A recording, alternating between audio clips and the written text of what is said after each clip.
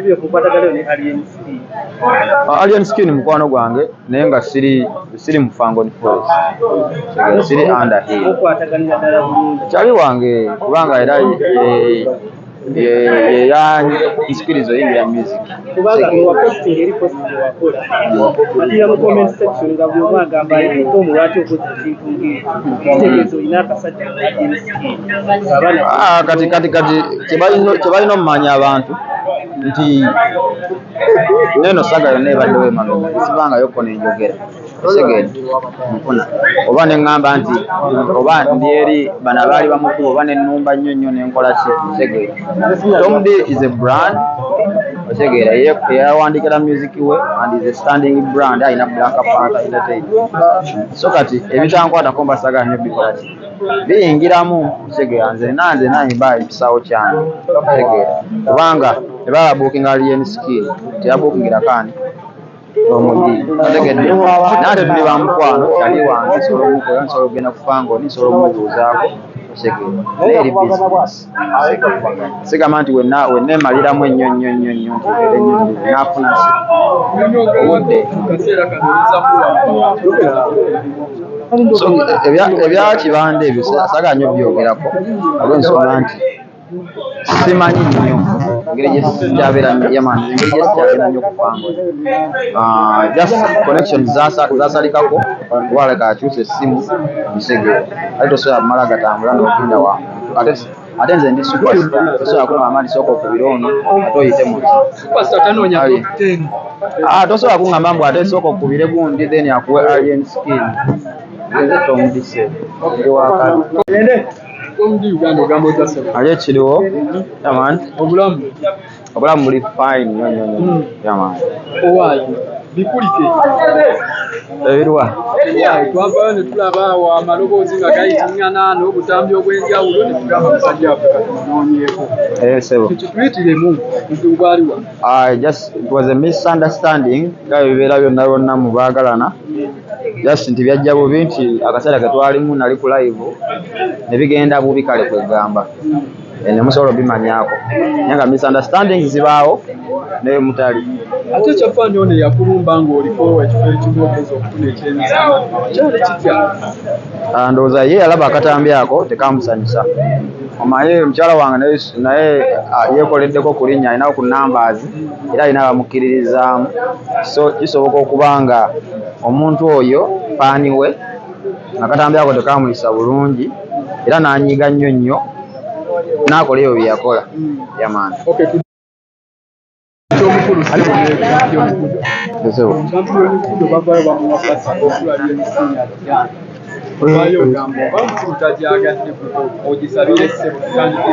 ono ngali wanene nze naleta ssebo nze namwa platform ennene so muvunanyizibwako nange nali mpisaawo kyange nga mmanyi osanga eddoboozi yange banakola kuba nessebo naye wakabi otegeera ate abikoze ate abaana bonna kwe balabidde weyo ssebo legend so nze nga nze nali mpisaawo ssebo kasitunulidde muntu mulala yenna tegeera agamba naye waali basobola omuwa omukisa ogwo kuba naye akola abantu ab'enjawulo bagamba babadde bamanyi oli mukwano gwa kibanda yasuula busuuzi kayinja gezesa kifaayo ate wenovaayo nolaga nti oli interested si kibi kubanga ssebo ssebo wasomera buda ayinza obba asomera ku ssomero ddungi nnyo okusingana nze manyi ssebo wakola ki wasomera nze tewansanyusa tegera okusinziira ku nze ate ye ayinza obba yeggudamwagalawo waali so nze nga nze navaayo ku lwa ssebo nengamba nti nze nga nze tomudi mbadde nsaba omukisa ogwo kuba waliwo abatagwagala naye waliwo atakola ki agwagala ate nga naye ali talented ate nga muto tegera so omukisa ogwo waba agufunye era ye dadi we ye nga alaga kukola ki wali ofunye okuddibwamu okutwala wasamu MC Kati yavaayo nakomenti nga ku posti yange na replyinga era yagamba ekigambo kimu nti omukisa gwa guddo simanyi naye yagamba tomudi omukisa gwa guddo segera kati simanyi kyeyategeeza saamuddamu n'abantu ne bamuddamu era comments wezigendamu tezaali nnungi nnyo kuba bamugamba oli tayagala lwaki omwesibako segera kyogamba ssebo tomumanyi segera so kati mu bufu bwekyo simanyi ye nga yeye MC Kati kyeyalowooza naye nga ye muntu yekka ate gwe nalaba akiri wakati ye middleman so nagenda olaba nga obubaka butuuzigidde ddala ku muntu omutuufu lwakuba ye simanyi engeri gyakikola ki gyakifunamu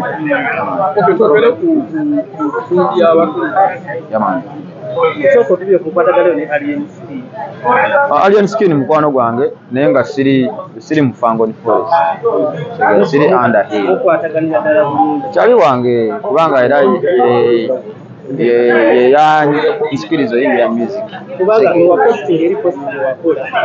matira mu comment section nga buli omu agamba Tom lwaki okoze ekintu ng'ekitegeezo olina akasajja kati kyebalina omumanya abantu nti neno saga yonna ebaddewo emabega sibangayo kko nenjogera segedde mpuna oba neŋŋamba nti oba ndi eri bano abaali bamukulu oba nennumba nnyo nnyo nenkola ki segedde Tom D is a brand otegeera yawandikira music we and is a standing brand alina Black Panther Entertainment so kati ebitankwatako mbasaga nnyo bikola ki biyingiramu otegeera nze nanyimba ekisawo kyange otegeera kubanga ebaba booking Alien Skin teyabuukingira kani omugi otegedde nate tuli bamukwano yali wange nsobola omukola nsobola okugenda kufango nsobola omubuuzaako otegeera naye eri business sigamba nti wenna emaliramu ennyo nti nafuna obudde so ebyakibanda ebyo saga nnyo byogerako olw'ensonga nti simanyi nnyo engeri gyesikyabera nnyo kufango just connections zasalikako waleka akyusa essimu musegera ate tosobola kumala gatambula n'ogenda wa ate nze ndi superstar tosobola kuŋŋamba nti sooka okubira ono ate oyite muti tosobola kuŋŋamba mbu ate sooka okubire gundi then akuwe Alien Skin nze tomudise ndi wakala tuli bulala kyenyinza okugamba abantu era obasaba nti bajje bawagire abaana banene kuba abaana banene bakumye omutindo oshegera bakumye content waabwe ali clean bawemula so mutuufu batubanja kubanga wegendere muyinza okuba mwe temukola TikTok naye nze namukolako skits ezo alabye skit asobola giddamu era wokamulaga bati agamba kunakakoze eki nakalabye kiba kitegeza kikakatako buli kanaku okukola ki skit naye ate skit eyo kyogenda gipostinga oli akusindikireyo mutwalo ategedde ogenda gikola leero aseke agambe omwana oyo ankolera sibbi ankolera naye nga takusindikire yadolusi okugyawo ng'osoose funa akuwa kalango olyoka ofuneyo yaman osegera so kati tubaddiza tusese ebbanga mwana segera tebafuna TikTok tesasula segera okugyawo ng'ofunye gwokolera challenge ofunye gwokolera so batubanja yatubola tugenda tubayimirira bullo abaana baabo bataddewo ekintu nawe tukusuubire kuba nawe wamma TikTok of course any successful artist alina okukola concert so by next year njagala nsooke mbaweemu ennyimba zange nga 3 paka mugundi wanene nyongera okujjuzaawo next year tamugenda pamulira naffe tujja kuŋŋaanako wano batuze batoomu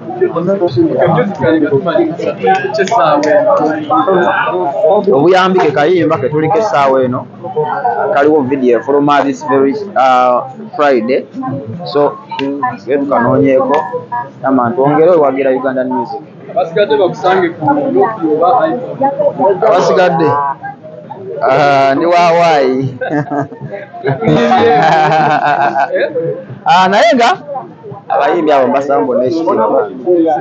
bona baakabi nnyo iPhone ekuba ekifaananyi omanyi olwozi neesigida okusinzira tetusembye okulabako iPhone etera neekulizinga neevaako iPhone anti engeri gyeri ya bbeeyi ebyo byonna tuba tulina obigumira ekuba ekifaananyi okusinzira ku tetusembye okulaba ani agulina esaawa okusinziira era kisobola weeyinga okujyawo wali ani anaakola ki ani anadduka ategedde kuba wali wajja okudduka tebasobola mmalako bonna anti iphone yagambye twesangeyo wa temumalira budde kategedde